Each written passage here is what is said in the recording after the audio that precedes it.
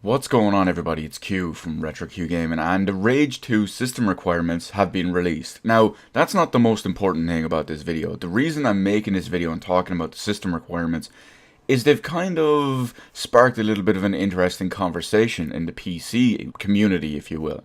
Specifically down to requirements and hardware. Now, I'll get to all of that now in a second, but before we do, I'm just going to quickly, briefly go over the minimum and recommended spec. Now, there's no ultra spec, there's no max spec, there's not even any specific metrics, but I think it's safe to assume a couple of different things. For example, recommended is usually 1080p 60 FPS at high, not max settings. But anyway, let's take a quick look. We have the minimum system requirements. 64-bit processor and operating system. That's a standard in 2019. If you're using anything else, please do not PC game. Operating system of Windows 7, 8.1 or 10 64-bit. Processor Intel Core i5-3570 or AMD Ryzen 3 1300X. 8GB of memory, an NVIDIA GeForce GTX 780 with 3GB of VRAM, or an AMD R9 280 with 3GB of VRAM, and 50GB of storage space. Now, more importantly, the ones I want to look at here are the recommended ones. These are the ones causing the little bit of, let's call them outcry, in a sense.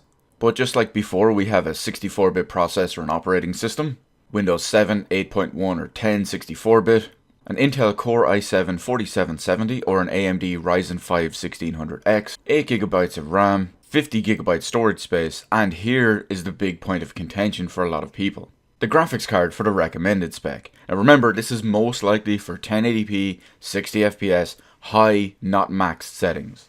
We have an NVIDIA GTX 1070, which is 8GB of VRAM, or an AMD Vega 56 8GB VRAM. Now, some people have called these specs relatively high. And this kind of conversation came up once before in the past, just a few months ago, when Metro Exodus released their system requirements.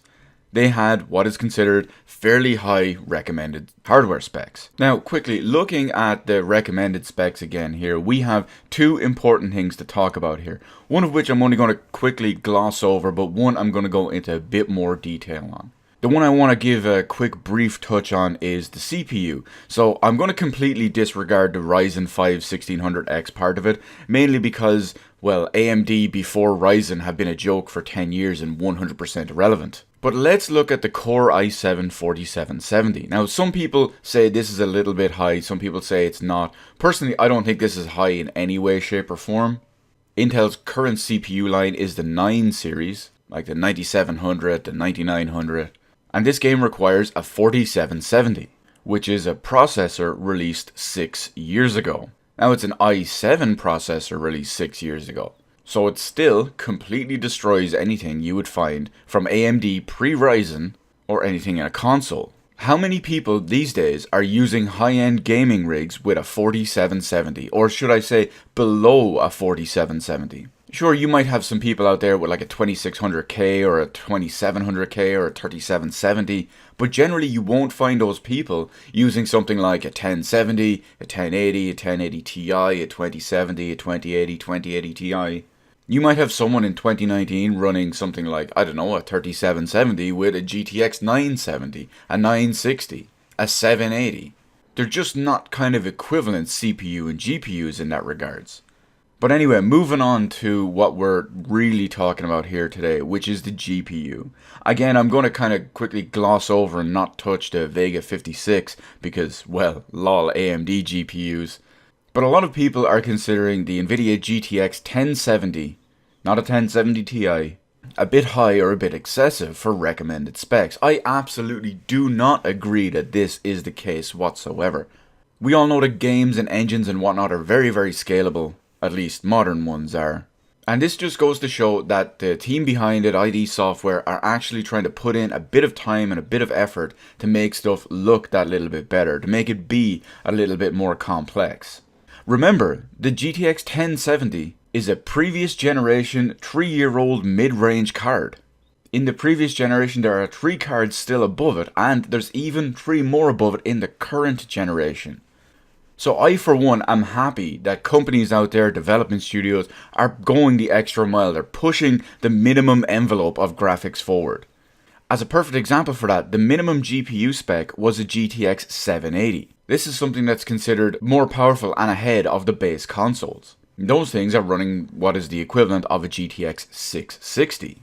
So just showing that the minimum GPU is above that in a new series and a new regard with a new model, it can push the recommended and the high spec up. Now, of course, yes, that means you're going to need something like, I don't know, a 2080 or a 2080 Ti if you want to play in like 1440p 120 FPS or 4K 60 FPS.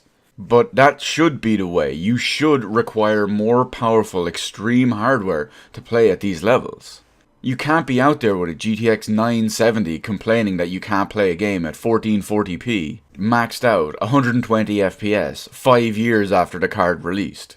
The same kind of applies for a 1070. Now, of course, that means if you do have something like maybe a 1060 or a 980, it just means you're slightly below recommended. Now, of course, that's the beauty of PC gaming. You can customize whatever you want. If you want, for some reason, you can have the best quality visuals and 30 frames per second. In which case, what's wrong with you? But you can also turn down 1 or 2 settings to get your frame rate where you want it to be.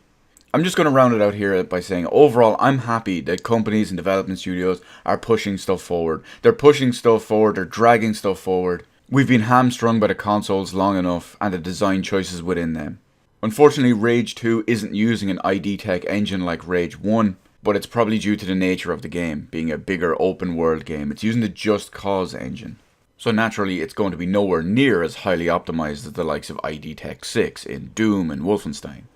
But anyway, let me know in the comments section below what's your thoughts and feelings on a game having, quote, too high, unquote, recommended system requirements. Were you complaining about Metro Exodus and their requirements as well? Or what's the deal? Do you think it's too high and unfair to ask of a 3-year-old mid-range 4th place GPU as the recommended specs? Are you happy about that? Do you want graphics to stay the same and not progressively go forward? Or what's the deal?